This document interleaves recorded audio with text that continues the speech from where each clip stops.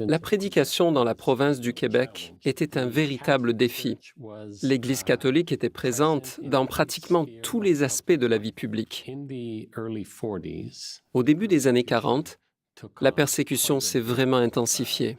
De nombreux témoins ont été arrêtés sous toutes sortes de prétextes.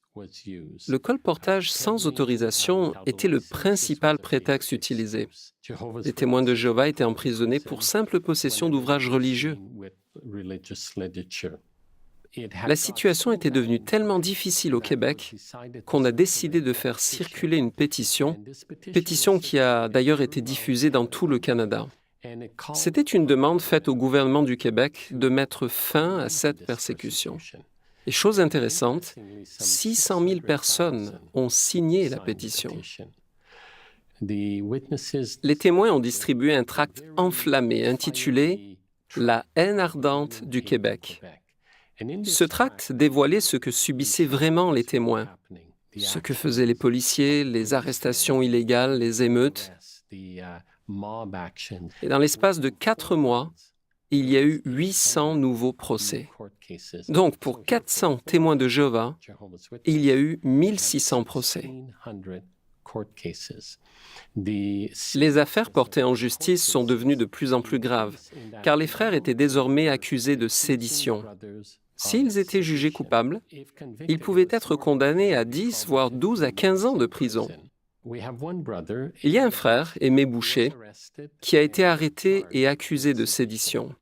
Aimé Boucher était un frère très pauvre qui habitait une région rurale du Québec. Il est d'ailleurs venu au tribunal avec sa charrette tirée par un bœuf. Sur le chemin du tribunal, il prêchait encore et il a donc été arrêté de nouveau. À l'issue du procès, il a été condamné et déclaré coupable de sédition. Son affaire a été portée devant la Cour d'appel et à cette époque, la Cour d'appel du Québec était très hostile aux témoins. Il a donc perdu en appel. L'affaire a donc été portée devant la Cour suprême du Canada. À cette époque, plusieurs frères et sœurs avaient également été accusés de sédition. Et donc, si frère Boucher perdait son procès, plusieurs frères et sœurs seraient condamnés à de très longues peines de prison. Frère Boucher a perdu son procès devant la Cour suprême à une voix près. Tous les juges catholiques se sont prononcés contre lui et ils ont jugé que le tract « La haine ardente du Québec » était de nature séditieuse.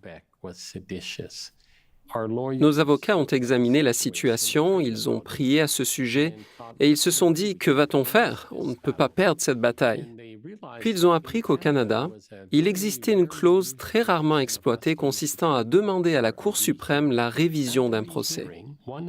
Au cours de la nouvelle audience, l'un des juges catholiques voulait encore débattre de la question de la sédition. Pour être déclaré coupable de sédition, il fallait une incitation à la violence. Notre avocat a donc demandé « Regardez le dossier, s'il vous plaît.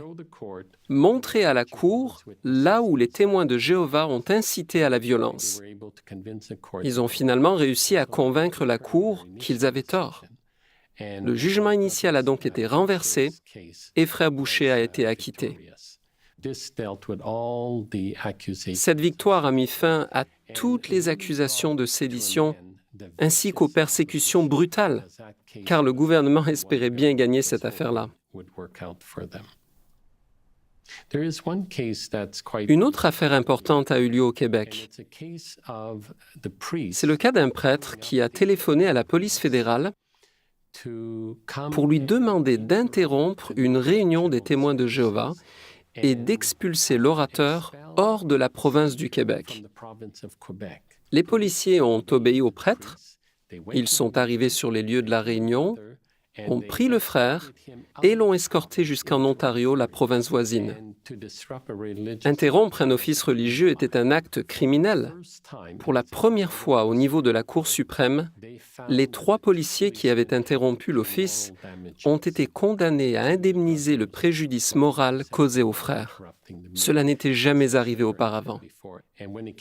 Quand l'affaire a été portée à la Cour suprême, il a été jugé à l'unanimité que la province du Québec était coupable.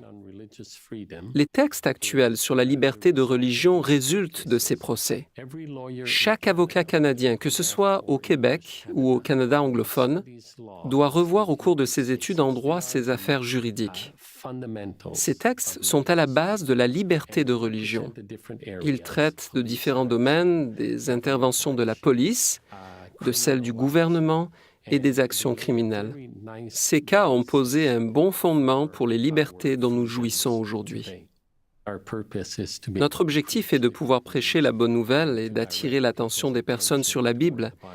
Mais nos affaires en justice ont aidé des gouvernements, des tribunaux, des juges et des fonctionnaires à avoir le bon point de vue sur la question de la liberté de religion.